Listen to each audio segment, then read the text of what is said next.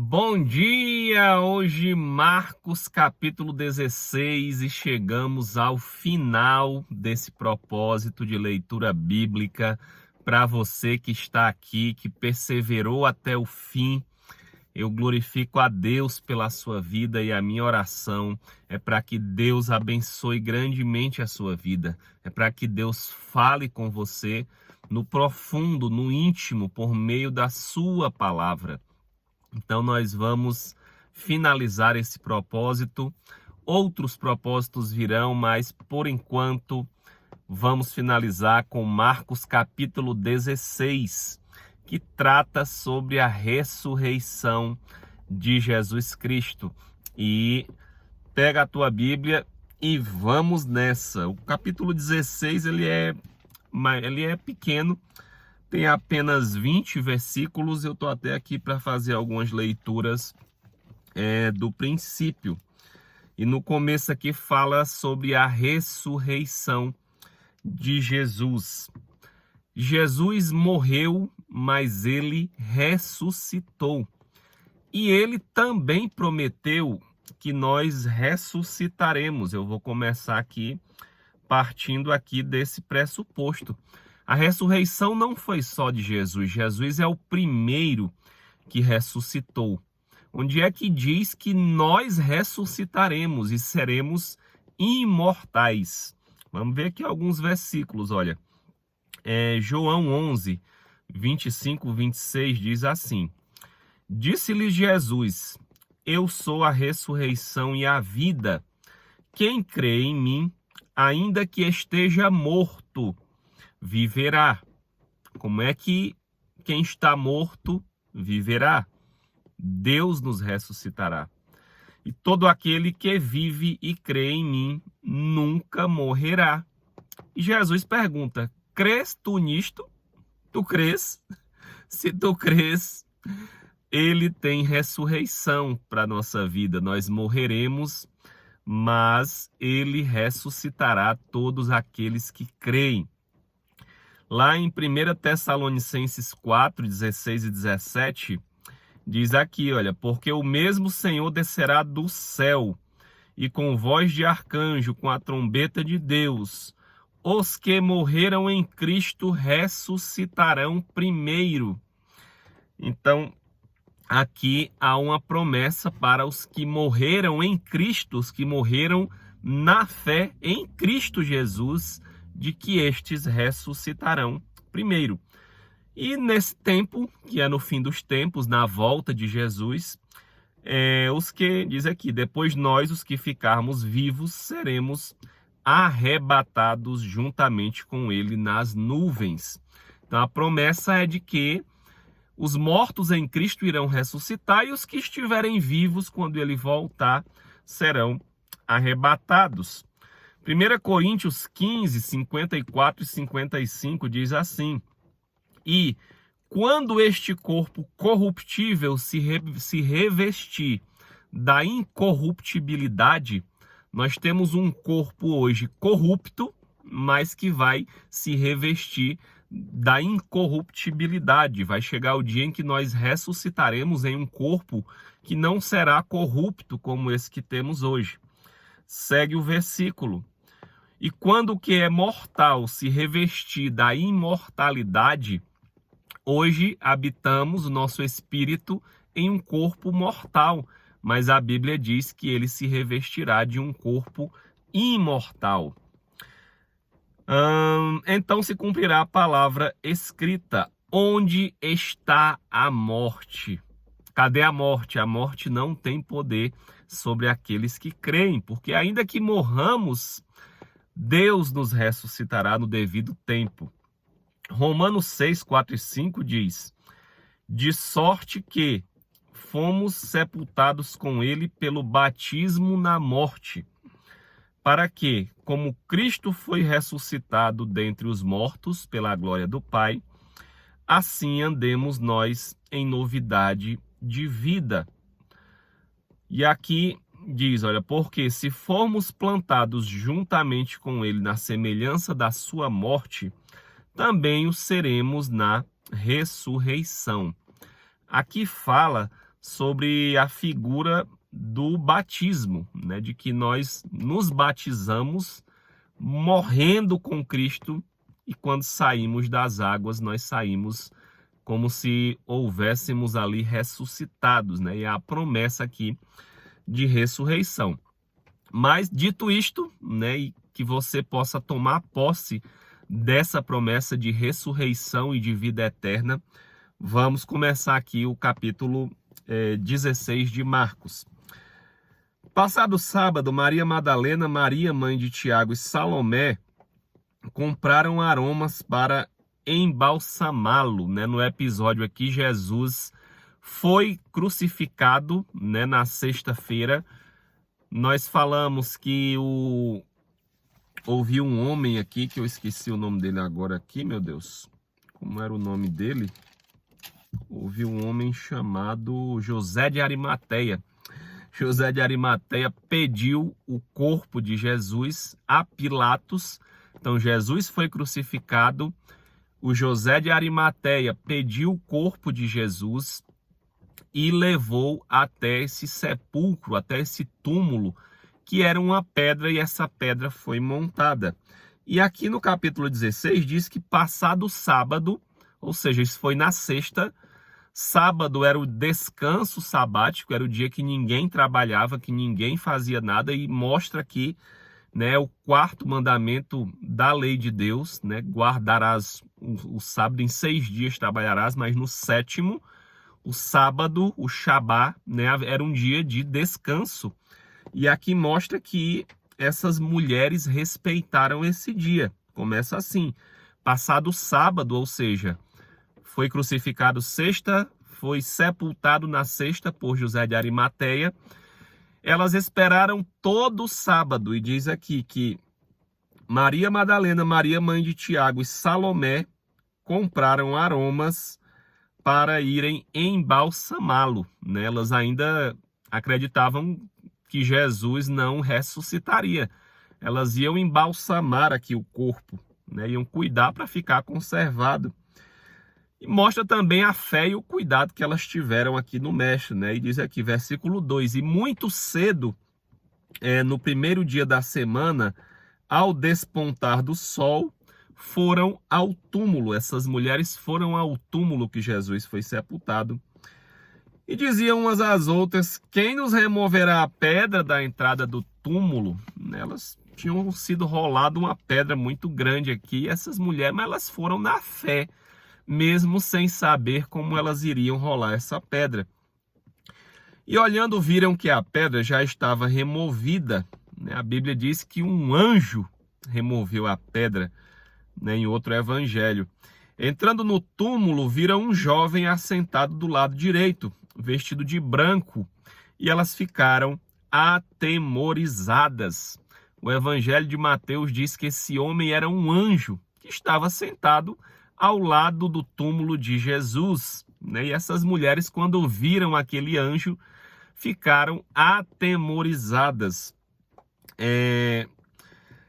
Ele, porém, lhe disse, não vos atemorizeis, vós buscais a Jesus, o Nazareno, que foi crucificado.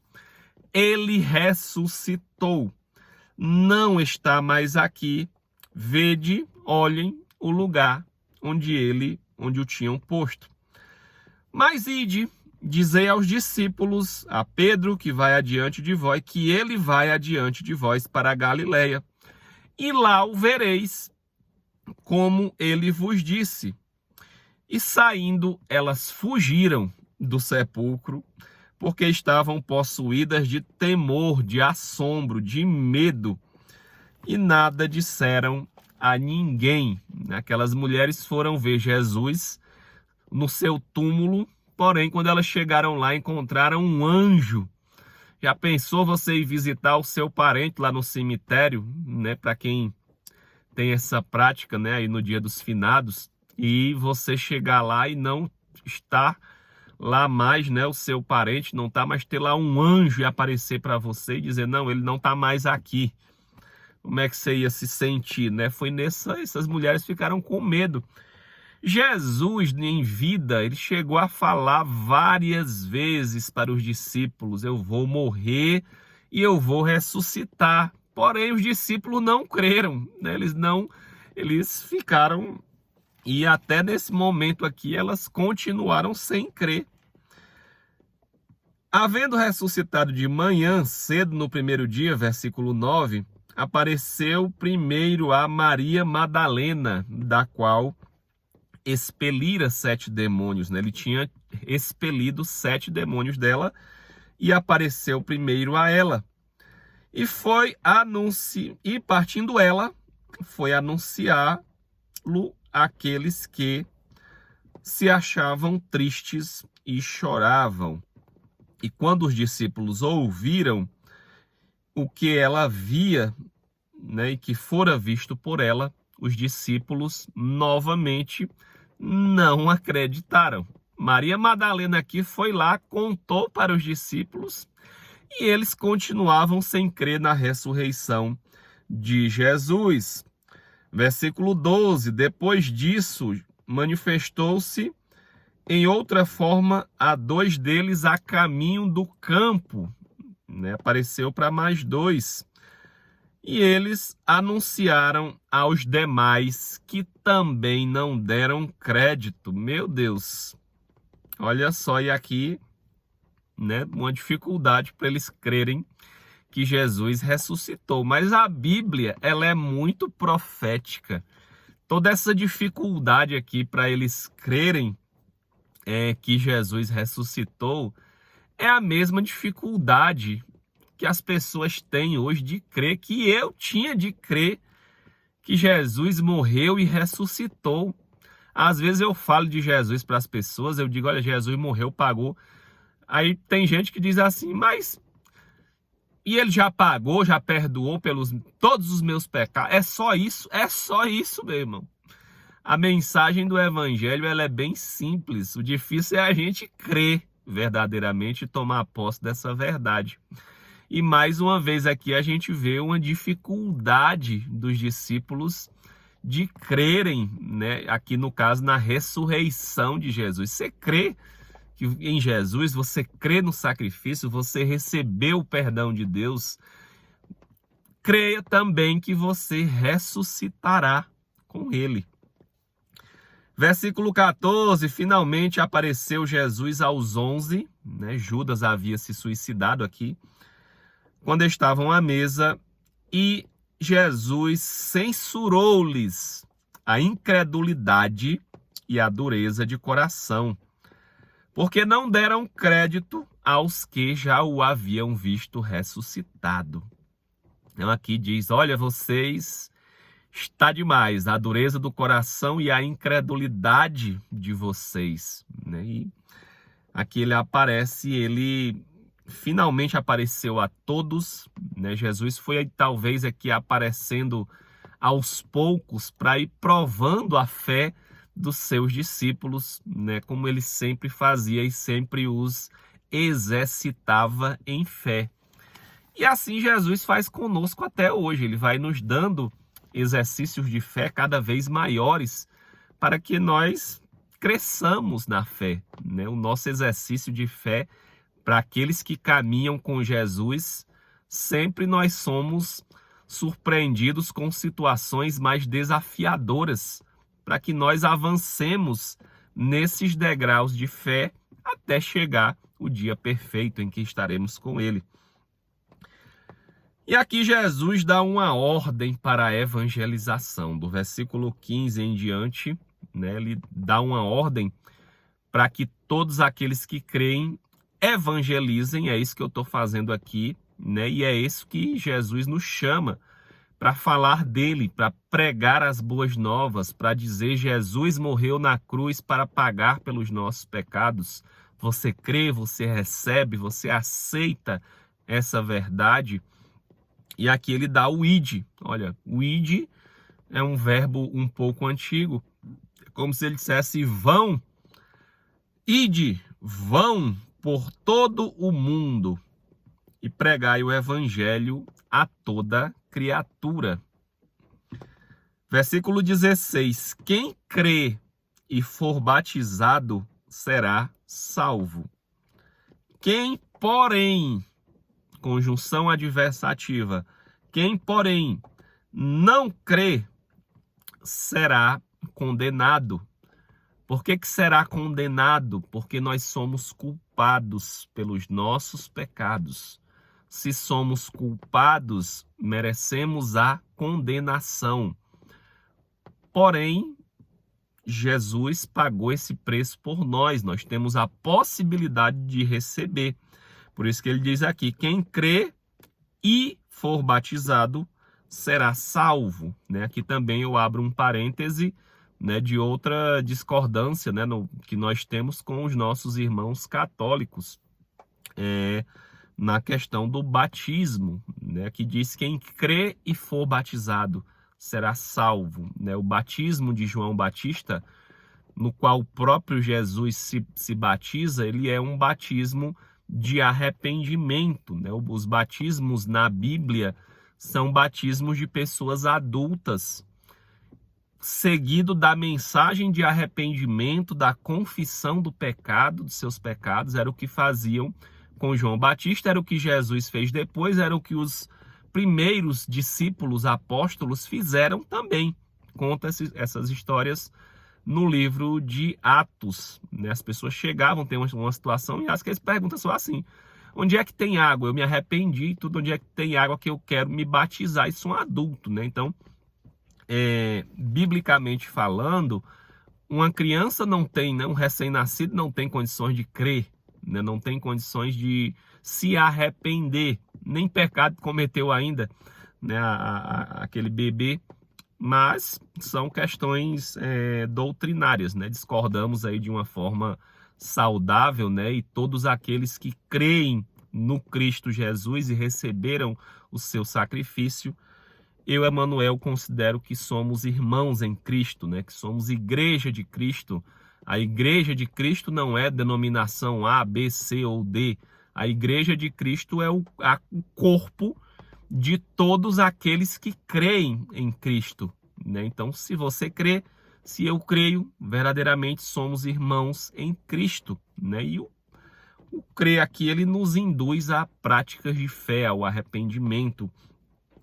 Eu, Emanuel, entendo assim, E até porque dentro das denominações, a Bíblia fala que tem o joio e o trigo. Então, em toda denominação existem pessoas que creem, que estão lá de coração sincero diante de Deus, procurando viver em obediência a Deus e em arrependimento diário dos seus pecados. E aquelas pessoas que estão lá por diversos motivos, que não são o temor e a obediência a Deus. Enfim, mas versículo 16 aqui diz, quem crer e for batizado será salvo. Porém, quem não crê será condenado. Essa condenação aqui é para a morte eterna, para a separação eterna de Deus. Podemos crer em Jesus, receber o seu sacrifício e viver, ter a vida eterna, ou não crer e sermos condenados à morte eterna. E aqui, versículo 17, diz, estes sinais hão de acompanhar aqueles que creem. Em meu nome, em nome de Jesus, expelirão demônios, falarão novas línguas, pegarão em serpentes, e se alguma coisa mortífera beberem, não lhes fará mal. Se impuserem as mãos sobre os enfermos, eles ficarão curados. Então aqui Jesus, ele nos dá 4 sinais que acompanham as pessoas que creem. Expelirão demônios, falarão novas línguas, pegarão em serpentes, e há aqui uma proteção sobrenatural sobre o mal. Na verdade são 5 aqui, E se impuserem as mãos sobre os enfermos, serão curados. Esses sinais aqui estão presentes até hoje, até os dias de hoje. Eles foram feitos de uma forma sobrenatural pelos apóstolos, pelos apóstolos de Cristo, pelos 12, Depois foi escolhido um apóstolo que substituiu Judas. E no livro de Atos conta os sinais e maravilhas, os prodígios, os milagres, né, que aconteceram com os apóstolos, né? E eles, em Atos 2 se cumpriu isso, eles passaram a falar em novas línguas, eles falaram em línguas e as pessoas entendiam em sua língua originária, né? Como se eu estivesse aqui falando em português, e vários estrangeiros de diversas nacionalidades entendiam em sua própria língua. Isso é uma ação e um poder miraculoso do Espírito Santo. Milhares de pessoas se convertiam, curas eram efetuadas, Pedro curou a muitos, levantou aleijados. Diz a Bíblia que até a sombra de Pedro estava curando, que as pessoas iam por onde ele andava, né? O poder de Deus acompanhava. Diz que Paulo, em suas viagens, certa vez foi picado por uma serpente e ele não sentiu coisa alguma, não teve nada, ficou totalmente saudável. E eles continuavam expulsando os demônios, né? Então isso se cumpriu de uma forma abundante, né? Na manifestação do poder de Deus em Atos dos Apóstolos. Só que os discípulos de Jesus continuam existindo até os dias de hoje. Então estes sinais continuam se multiplicando até os dias de hoje. Não com a mesma intensidade, né? Não em todas as pessoas, mas estes sinais aqui acompanham aquelas pessoas que creem. E aí, Emanuel, então quer dizer que a gente pode orar e as pessoas ficarão curadas, né? Isso cabe a Deus. A nossa missão é orar pelos enfermos. Nossa missão é orar por nós mesmos quando estamos doentes, é pedir a Deus que nos cure. A nossa missão é expulsar demônios da nossa vida, da nossa casa, da nossa família e até de pessoas, né? Agora, Deus derrama dons específicos a determinadas pessoas. A Bíblia fala de dons do Espírito Santo. E naqueles em que habita o Espírito Santo, ele vai derramando os seus dons, né? E a Bíblia fala de vários dons do Espírito Santo, segundo o propósito de Deus na vida de cada um. Eu sempre digo que ninguém nasceu por acaso. Todo mundo aqui tem algum propósito em Deus. Só que nós só vamos saber do nosso propósito em Deus depois que a gente recebe o Espírito Santo e passamos a ser conduzidos pelo Espírito Santo. É nessa caminhada que Deus vai revelando os seus propósitos nas nossas vidas, né? E aí os dois últimos versículos aqui, 19 e 20, falam da ascensão de Jesus. Versículo 19, de fato, o Senhor Jesus, depois de ter lhes falado, foi recebido nos céus e assentou-se à destra, à direita de Deus. E eles, tendo partido, pregaram em toda parte, cooperando com eles o Senhor e confirmando a palavra por meio dos sinais que se seguiam. E aqui nós concluímos o Evangelho de Marcos. Ele informa que Jesus morreu, ressuscitou, subiu aos céus e está sentado à destra, à direita de Deus. Jesus não está morto, Jesus está vivo, à direita de Deus, intercedendo por nós. A Bíblia diz que ele intercede por nós, que ele é o nosso advogado de todo aquele que crê. Jesus continua salvando, curando, libertando. Jesus é o mesmo ontem, hoje e será eternamente.